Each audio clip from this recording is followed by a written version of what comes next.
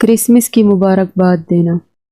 Christmas عیسائیوں کے لیے حضرت عیسیٰ علیہ السلام کی ولادت کا دن ہے، جسے وہ اللہ کا بیٹا مان کر مناتے ہیں، نعوذ باللہ۔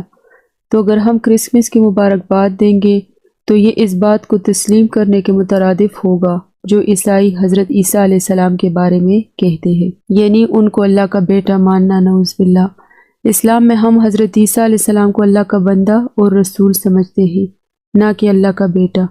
اس لیے مسلمانوں کے لیے ضروری ہے کہ وہ اپنے عقیدے کے مطابق غیر مسلموں کے مذہبی عقائد کی حمایت سے اجتناب کریں، اور اس کے بارے میں علماء کی رائے بھی یہی ہے کہ کرسمس کی مبارکباد دینا جائز نہیں، کیونکہ اس میں عیسائیوں کے عقیدہ عیسیٰ علیہ السلام کو اللہ کا بیٹا تسلیم کیا جاتا ہے، جو کہ اسلام کے عقیدہ توحید کے خلاف ہے۔ اور اس کی دلیل ہمیں قرآن سے بھی ملتی ہے کہ اللہ تعالیٰ نے فرمایا سورۃ الکافرون آیت نمبر 6 میں، تمہارے لیے تمہارا دین اور میرے لیے میرا دین۔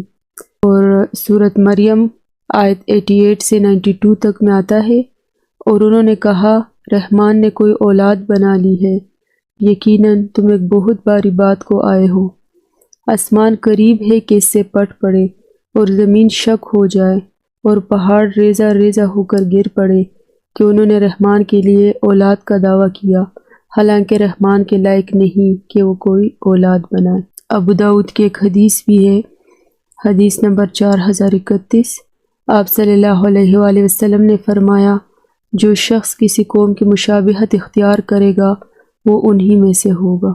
تو اس لیے کسی کو مبارکباد نہیں دی جا سکتی کرسمس کی۔